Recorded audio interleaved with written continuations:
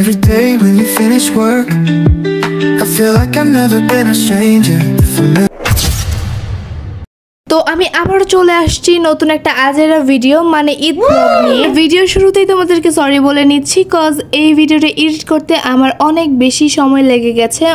আমি অনেক বেশি আলসা, তো আমি ভিডিও এডিটই করি নাই। আচ্ছা, এই ভিডিওটা আমি শুট করেছি চাঁদ রাত থেকে, আর চাঁদ রাতে আমি খুব বেশি কিছু করি না। ওই দিন সন্ধ্যায় আমার খুব বেশি নুডলস খাইতে মন চাচ্ছিল, তো আমি নিজে আমার জন্য নুডলস বানিয়ে নিলাম। নুডলসটা বানানোর পর খাওয়ার ভিডিও আমি শুট করতে পারি নাই কজ আমি নুডলস বানানোর পরে রাক্ষসের মতো খাইয়া ফেলছি। আমার ভিডিও করতে একটু মনে ছিল না। তোমাদের কাদের এরকম হয় যে অন্যদের মেহেদি দিয়ে দিতে দিতে নিজের হাতের এই অবস্থা? রাতে আমি একটু বাসা থেকে বের হয়েছিলাম আর রাস্তায় দেখি সবাই ঠিক এরকম ভাবে বাজি ফোটাচ্ছে, আমিও ওদের কাছ থেকে একটা আমার হাতে নিছিলাম। আর এইখানে একটা বাজি ঠিক এরকম হয়েছে যে এটা রকেটের মতো যাইতে যাইতে ঠিক অন্য একটা গাছের পিছনে ল্যান্ড করছে। সবাই ভাবছিল এটা উপরের দিকে যাবে, বাট সবার চিন্তাকে ভুল প্রমাণিত করে এটা গাছের ওই পারে গিয়ে ল্যান্ড হলো। যাই হোক, তারপর বাসায় এসে আমি নিজের হাতে নিজেই মেহেন্দি দিছি। তারপর আমি ঘুমিয়ে পড়ছিলাম আর আমি উঠতে উঠতে প্রায় অনেকটাই বেশি লেট করে ফেলছি। ফাইনালি আজকে ঈদের দিন, আর তোমাদের সবাইকে যদিও ঈদ চলে গেছে বাট তারপরও তোমাদের সবাইকে ঈদ মোবারক। ঘুম থেকে উঠে আমি গোসল করে খেয়ে দিয়ে আবার আমার ভিডিও বানাতে বসে পড়ছি। আর একটা মজার ব্যাপার, আমি এতটাই রাক্ষস যে আমি এখানে 2টা মিষ্টি নিছিলাম।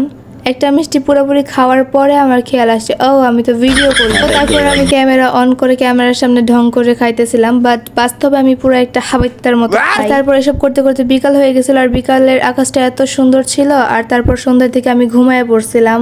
আর এটা হচ্ছে ঈদের পরের দিন। ঈদের দিন যেহেতু খুব বেশি কিছু করতে পারি নাই, তাই ঈদের পরের দিন আমরা ঘুরতে বের হয়েছিলাম। আর ঈদের পরের দিনের ওয়েদারটা জাস্ট ওয়াও ছিল, মানে অনেক সুন্দর ওয়েদার। ফাইনালি আমরা চলে আসছি, আর এখানেও বইয়ের ছবি দিয়ে রাখছে, মানে আর কিছু বললাম না। এখানে খালি পেয়ে আমি একটু পোস্ট দিচ্ছিলাম। আর এইটার ভিতরে ঢোকার জন্য এই তো আমার টিকিট চলে আসছে, আর আমরা ফাইনালি এটার ভিতর ঢুকিয়ে পড়ছি। এই পার্কটাতে ঢুকতে সামনের দিকে অনেক বেশি নিচু ছিল, আমি একবার নেমে পড়েছিলাম, বাট ভিডিওতে ঢং করার জন্য আমি আবার উঠে পড়ছি। আর সত্যি বলতে এই জায়গাটি কিন্তু আসলে অনেক বেশি সুন্দর ছিল।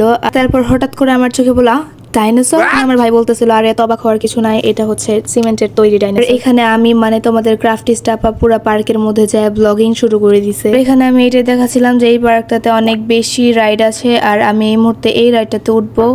আর এই তো আমার টিকিট। আর একটা সত্যি কথা বলতে এই রাইডটা একটু ভালো ছিল না, পুরো একটা বাজে প্লাস ফালতু মার্কা একটা রাইড ছিল। এখানে আমি একটু ঢং করে হাঁটতেছিলাম কজ ব্লগে তো একটু হইলে তোমাদেরকে কিছু দেখাইতে হয়। আর এখানে ওদের ঘুরতে দেখে আমার নিজেরই মাথা ঘুরাইতেছিল, তো আমি এখানে একটা আইসক্রিম নিয়ে নিলাম। আইসক্রিম খাওয়ার শেষে আমি একটা কফিও নিয়ে নিয়েছিলাম, আর দুর্ভাগ্যবশত এই কফিটা আমি খাইতে পারি নাই কজ কফিটাও পুরো বাজে ছিল। তারপর আমি চলে আসছিলাম এই কিড জোনে, মানে আমার ছোট ভাইটা দেখার পর পুরো পাগল হয়ে গেছিল এটার ভিতরে যাওয়ার জন্য। এখানে আমি আমার আম্মুকে বলছিলাম আমার কয়েকটা পিক তুলে দিতে, বাট আম্মু আমার ছবি তোলা বাদে এই মাছগুলাকে দেখতেছিল বারবার। আর গাইস তোমাদেরকে একটা জিনিস দেখাই, এই তো দেখো এটা কি দেখা যায়, তোমরা গেস করে একটু বলো তো এটা কি। মানে এটা দেখতে কিন্তু একটা পাখির বাসার মতো, যদিও এটা পাখির বাসা না। আচ্ছা যাই হোক, তারপর আমরা পার্কটা থেকে বের হয়ে চলে আসছিলাম, আর এখানে দেখলাম অনেকগুলো হরিণ আর হচ্ছে উট পাখি আছে। আর এই উট পাখিটাকে দেখো, ও মনে হয় অনেক বেশি ক্ষুধার্ত ছিল, মানে ওর অনেক বেশি ক্ষুধা লাগছিল। তো এইখানে হচ্ছে আমার আম্মু ওকে বিস্কিট দিচ্ছিল, মানে তখন আমাদের কাছে অন্য কোনো খাবার ছিল না, তা আম্মু ওকে বিস্কুট দিচ্ছিল।